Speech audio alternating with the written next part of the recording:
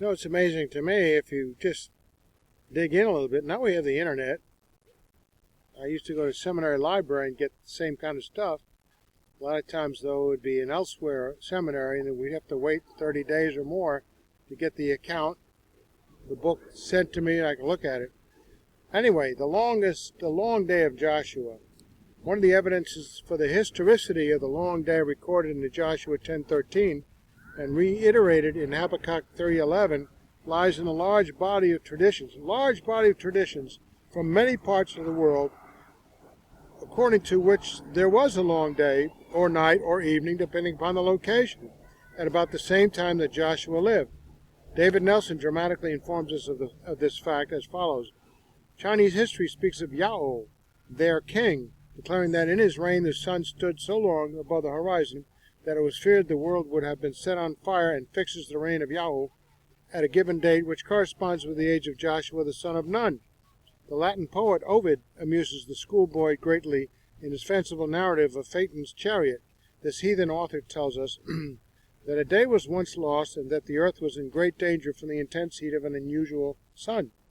Our notice was somewhat attracted when we find him mention Phaeton, who was a Canaanitish prince, and learned that the fable originated with the Phoenicians, the same people whom Joshua fought. If you ask an unbeliever about these incidents, or of the common traditions with early nations, that a day was lost about the time when the volume of truth informs us that the sun hasted not to go down for the space of a whole day, you will find that he had never thought on these points. They are not of the character which he is inclined to notice. T.W. Duane relates the following facts concerning these traditions. There are many stories similar to this to be found among other nations of antiquity. We have, as an example, that which is related of Bacchus in the Orphic hymns, wherein it says that this god-man arrested the course of the sun and the moon. An Indian legend relates that the sun stood still to hear the pious ejaculations of Ajorn after the death of Krishna. A holy Buddhist by the name of Matanga prevented the sun at his command from rising and bisected the moon. The Chinese also had a legend of the sun standing still, and a legend was found among the ancient Mexicans to the effect that one of their holy persons commanded the sun to stand still, which command was obeyed. Duane refers to Anacapolis by Higgins, Buddhist legends by Hardy and Budd, and Jaynes by Franklin in support of his statements. In 1940, Harry Rimmer summarized these traditions as follows. In the ancient Chinese writings, there is a legend of a long day. The Incas of Peru and the Aztecs of Mexico have a like record, and there is a Babylonian and a Persian legend of a day that was miraculously prolonged in the reign of Emperor Yale. We're getting some repetition here, so this is good because it comes from different sources. Herodotus recounts that the priests of Egypt showed him their temple records, and that there he read a strange account of a day that was twice the natural length. Rimmer concludes this section with a lengthy quotation from the Polynesian account of this event. In 1950, Emanuel Velikovsky came out with his controversial book, Worlds in Collision, based on the premise that the account of the long day in Joshua is accurate, accounting for many other unsolved scientific mysteries. In support of his premise, he also refers to the ancient traditions of a long day in the Mexican annals of Cahutilin, the history of the Emperor of Caluchin and Mexico, written in Nasha Indian in the 16th century. It is related that during a cosmic catastrophe that occurred in the remote past, the night did not end for a long time. Sahagan, the Spanish savant who came to America a generation after Columbus and gathered the traditions of the Aborigines, wrote that at that time of one cosmic catastrophe, the sun rose only a little way over the horizon and remained there without moving. The moon also stood still. In a footnote, Velikovsky states that the Mexican annals of Cahutilin were also known as the Codex Camacapaca. Boy, I'm going to break my teeth. And that these manuscripts contain a series of annals of very ancient date, many of them going back to more than 1,000 years before the Christian era. Velikovsky's theory was that at the same time in the middle of the second millennium BC, Either the Earth was interrupted in its regular rotation by a comet, or the terrestrial axis was tilted in the presence of a strong magnetic field, so that for hours, several hours, the sun appeared to lose its diurnal movement. Velikovsky's book brought about quite a bit of discussion on this topic. The Day the Sun Stood Still by Eric Larrabee was published in Harper's in January 1950. So much for the skeptics. There's so much information out here, and yet they don't come back and they're silent on it. It was reprinted in the Minneapolis Sunday Tribune on February 5th of that year, with a comment that the article on this page, The Day the Sun Stood Still, will quite probably become the most discussed magazine piece in 1950. It was published in the current issue of Harper's Magazine, and the Tribune is the first newspaper to reprint it. The account is based on a book, Worlds in Collision, by Dr. Emanuel Velikovsky. The article has created such interest in publishing circles that the Tribune has learned the editors of Collier's and of the Reader's Digest have other presentations of the same idea in preparation. This Week magazine, which is a section of the Sunday Tribune and 25 other Sunday newspapers, is preparing a pictorial representation of some of Velikovsky's unusual theories, which lace together elements of religious beliefs and scientific events and try to explain that once, within the recorded history of man, the sun stood still. Gordon A. Atwater, curator of the Hayden Planetarium, wrote at this time, "The theories presented by Dr. Velikovsky are unique and should be presented to the world of science in order that the underpinning of modern science can be re-examined.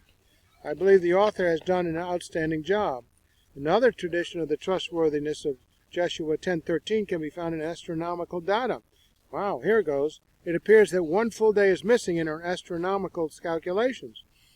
On different occasions, Sir Edwin Ball, the great British astronomer, and Professors Pickering of the Harvard Observatory, Maunders of Greenwich, and Totten of Yale have traced this back to the time of Joshua. Wow, okay, Yale, okay, Harvard, and to the time of Joshua. If we disregard the calendar changes and deal only with the chronology based upon solar motion and go back to the earliest available records and trace the calendar back to the time of Joshua, the day of Joshua's battle was on a Tuesday, whereas if we compute backwards to the time of Joshua from the present day, the day of battle would have been on a Wednesday. The day of the month is the same, but it is a different day of the week. In other words, if we reckon from the first recorded solstice in the ancient Egyptian records, the day is Tuesday, but if we reckon back from the most recent solstice, the day is Wednesday. These facts are extensively corroborated with astronomical data by Charles Totten and Joshua's Long Day and the Dial of Ahaz, New Haven, our race publishing company. These facts came to widespread public attention in the late 1960s after Mary Kathryn Bryan published an article in the Evening Star of Spencer, Indiana, about Harold Hill, president of the Curtiss Engine Company in Baltimore, Maryland, a consultant to NASA at the Goddard Space Center in Greenbelt, Maryland.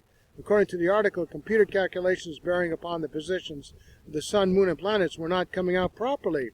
These calculations were necessary and had to be exact in order to lay out the orbits of satellites and manned space flights. However, once the long day of Joshua and the retreat of the sun backward 10 degrees in 2 Kings 29-11 were taken into account, all of the calculations worked out perfectly. Amen. Scientific backup for these 2 points. This article was widely quoted, and copies of it appeared in many places for several years. Harold Hill later published his own account of these events in the 13th chapter of How to Live Like a King's Kid, which was substantially the same as that of Kathryn Bryan's article.